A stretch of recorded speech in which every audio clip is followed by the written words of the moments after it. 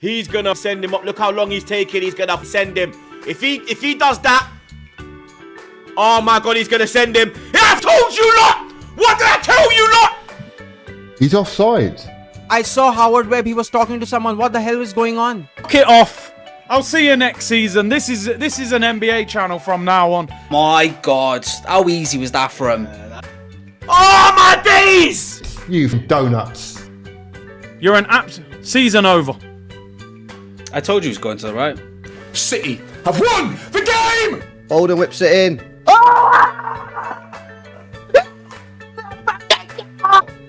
He's gonna rule it offside. You twat. I've said to you before as well. Why is Bernardo even on the goalkeeper? Oh, gonna rule it off. You bastards. You twat! Yes! The Premier League title race, thanks to John Stones. Never. A goal of the dead. Never give up. You would not believe it. Come on! Get in there! The Egyptian king! Come on, Mo! Come on! Yes! Come on! Mo Salah! Get in there! Concede. But again, you can see why these decisions in the first half are coming back to bite us in the arse now. Golazo! Golazo! Golazo! Curtis Jones! Yeah! Congratulations! Such fun! Curtis Jones! Talk to me nicely, blood, come on! This time he remembers the shoe. He tried his best to forget, but he remembered the shoe, and it's 2-1 Liverpool. He gets the assist on a goal, and then he scores. Come on! Get this shot! Get this shot! Maso! Get this shot! Let's go! Come on!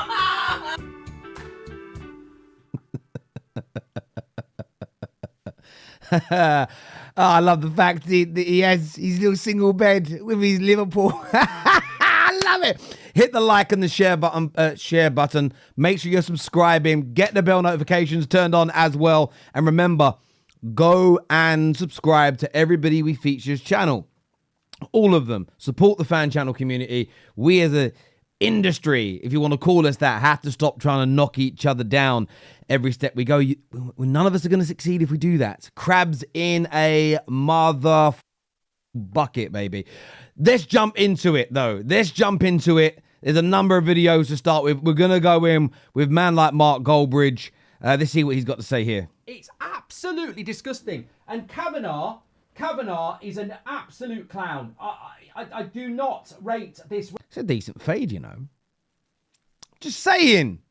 I'm just saying. Referee at all. And this is why I said this week, Gary Neville having fucking Howard Webb on Stick to Football, dinking custard creams, was a joke to the game. It was a little mad when you think about it, really. It was a little bit mad when you actually break it down. Because they treat us like absolute imbeciles. Like, oh, let's have a cup of tea with Howard, like with WWE. That's a fucking disgrace, Gary. That's a fucking disgrace, Howard. Wow. That is a fucking joke. That is a joke to the game. And it's another season where we can all write it down again and say, oh, there's another 3 points for Man City that they shouldn't have got because the referees have helped them out again. It is absolutely disgusting. We're doing a big video later on today on the refereeing decisions. I'm not going to go into too much detail on that because I want to kind of go through it. What's really interesting to me, I think City's goal should have stood. What I didn't see until very late last night, because I had to watch Match of the Day, was a replay, because Sky didn't show it, of the foul, the push in the back from Nunez. I'm not too sure who the Wolverhampton Wanderers player was off my head. I've got to go back and watch it. How that wasn't given as a foul, which then wouldn't have led to the corners, is more of a talking point. But I tell you what, there's been at least 2 other goals that have been doing the rounds and trending that are very, very similar to Man City's that were ruled out incorrectly. So City fans, before you cry at me, listen to what I'm saying. Your goal was rightfully given, but others like it have been ruled out. And the consistency conversation is up for debate, of course. Absolutely disgusting. If you haven't seen it, Man City basically win the game with the last touch of the game from a John Stones header where Bernardo Silva is stood in front of the goalkeeper in an offside position.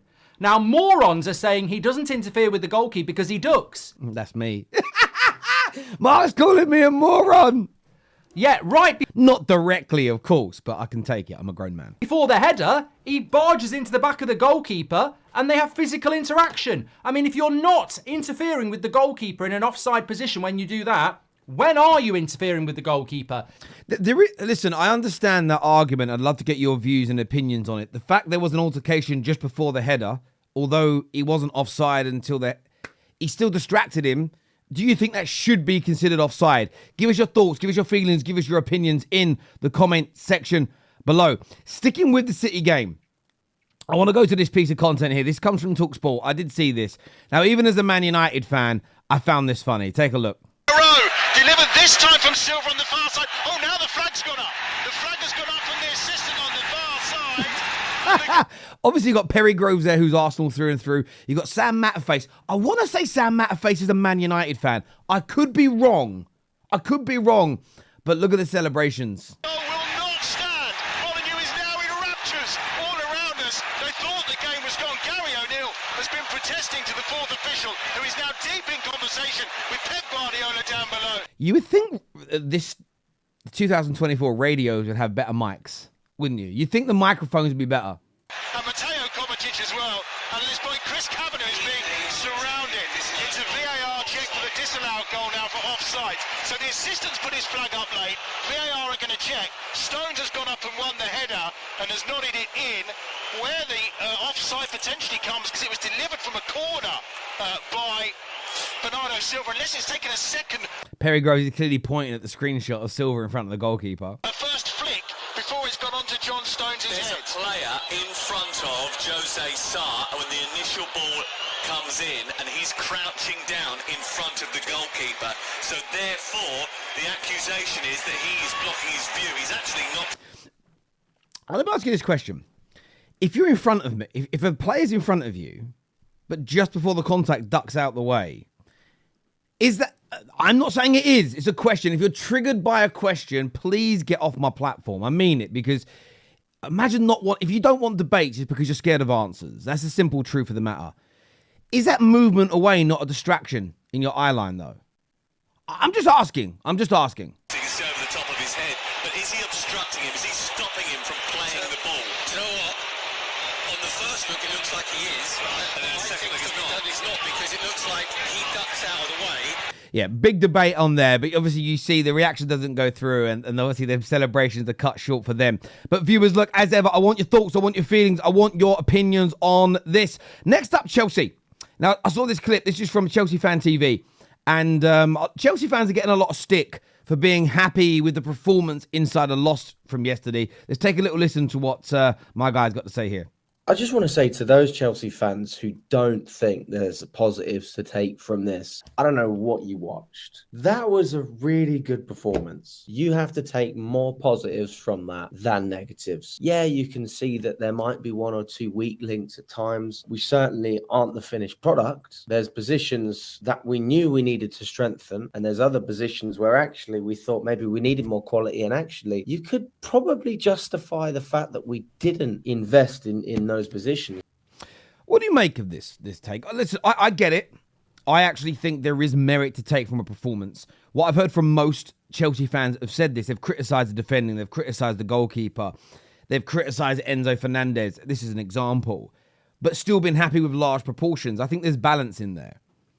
I also get the other side of the conversation, which is why I'm posing it to you, the Football Terrace community. Last season, when they drew with Man City, there was a similar reaction from Chelsea fans. We are going to be back. Look at that performance. Is it different from last year? That was a draw. This is a defeat.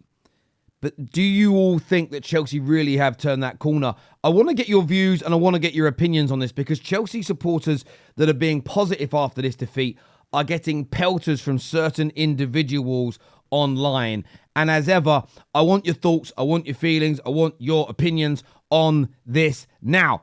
Now, stepping across to lead judges, of course, we all know him from AFTV. And this clip stood out to me. Someone sent it to me. He says, the Gurn is back. And obviously, I love Lee. He's a great guy. Let's see what he's saying in this, though. It winds me up that I'm thinking that, because I'm thinking to myself, are you ruthless enough? I've seen you ruthless enough. I've seen you ruthless on decisions. But when it mattered, when you should have been ruthless for the 3 points, you catered. You went down the road, which you should never have gone down. Playing midfield, you've got a player like a kid that can play that role, and you put in a midfield player you've never seen do it, and the performance up to the sending half was as bad as, or maybe even worse than it was at Fulham last season. I understand the criticism. So let me just say that I don't think it's not valid. The problem I have with some of the analysis after Arsenal's game towards the starting lineup and the manager, I actually don't think Raheem Sterling should have been taken off. People were saying he was having a terrible game. Arsenal weren't playing particularly well themselves. But I felt you needed somebody on the pitch who has the ability to beat a man or two and have pace, because you need the outlet. And I thought that they should have kept him on. However, the problem is with the analysis around not starting Waneri, playing Moreno, is yes, they didn't look particularly great, Arsenal. But I've never seen analysis where we say, I don't like this starting lineup, because do you know what? If we get a man sent off, we're not going to be able to change it too much. Think about what I've just said there. Arsenal were playing poorly, and they would have made that change, maybe even at half time, if Saliba hadn't got himself sent off, if Trossard hadn't played that back pass. After the red card, it was harder to make those changes because you're down to 10 men. It's harder to rectify the initial mistake. And I don't think we can start doing up analysis which says, I don't think we can start doing analysis where I want to make sure I explain this right, because in my head it makes sense, but it's hard to articulate, where we're talking in hindsight when a red card is involved. I don't think Arteta got the starting lineup wrong, but because of the mistakes from players on the pitch, he didn't have the opportunity to rectify it in the right way. So yes, you can criticise the starting lineup, but I don't think it should be the focal point of conversation, which I've seen from a lot of Arsenal fans. The lack of discipline, I think, needs to be looked at. I think taking off Raheem Sterling was a bigger issue in terms of the outlet, as I say. They're bigger concerns to me, especially the discipline area, rather than he should have started Waneri. I agree with that, but it becomes a bit of a moot point from my perspective, because the manager didn't get the chance to rectify his situation because of what Trossard and Saliba did. That should probably get more scrutiny again, but maybe I'm wrong here. Give me your thoughts, give me your feelings in the comment section below. Now, some will say you're defending Arsenal. I didn't. I think there's other areas that need to be criticised ahead of things. That's not defending Arsenal. Maybe you think it is. It's not how my brain works, though. But there we go. Up next, I love Curtis Shaw. Especially when he's angry. We already saw in the montage at the beginning him saying it's season over, which is crazy. But let's take a look here what he says. People were giving this transfer window 7s and 8s out of 10. Moreno, who looks like he's walking with blisters, is in agony.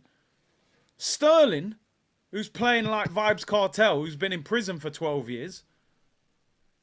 You've got Calafiori, an aura merchant, who looks like he should be working for Armani, selling suits in Harrods. And you've got David Raya, who's playing like he's had 10 pints last night with Stella or Trossard. People were giving that window 8, 9 out of 10. I said 9 out of 10 is too far. An 8, look, I look at it this way. When Arsenal went through their mini injury crisis and had multiple suspensions, and they got points, they beat Villa, beat Spurs, got a point away from home against Man City, beat Leicester, beat Southampton, won Champions League games by beating PSG. Nobody said this proves that transfer window was better than expected. They have their first genuine bump in the road in the Premier League, but it was another game where, as in loss. Not bump in the road, loss. But it was when they had a man sent off again. Criticise the lack of discipline. But again, I don't think it is outright proof that you had a terrible window and the squad isn't good enough. I think if you took out another... They've already got 2 of their best players missing, City, in Kevin De Bruyne and Rodri. If they went down to 10 men after 30 minutes yesterday, there's a high chance they lose to Wolves, who are one of the worst teams in the league. And City are the best team in the world. I just think listen, Arsenal fans, you're emotional. Your team has just lost. I do think there's a bit of over-analysing being done here, but maybe that's just me. Give us your thoughts. Give us your feelings in the comments section below. I want to thank all of the viewers, everyone who's hit the like button and left comments and subscribed. But again, go and subscribe to Curtis Shaw, Lead Judges, Troops, Goldbridge, everyone that is featured on the show. Go and subscribe, support the fan channel community. Very Chelsea Fan TV, very, very important that we do that. As I say, too many crabs in a bucket in this industry, thinking that they're going to improve themselves by shitting on others. And I've said this for about 5, 6, 7 years. It's not a new message. We all need to work together and pull in the right direction. And that is the biggest reason I started Fan Channel Review 7 years ago now. So until next time, people, take care. Goodbye. God bless. And I'll see you all again soon. Peace.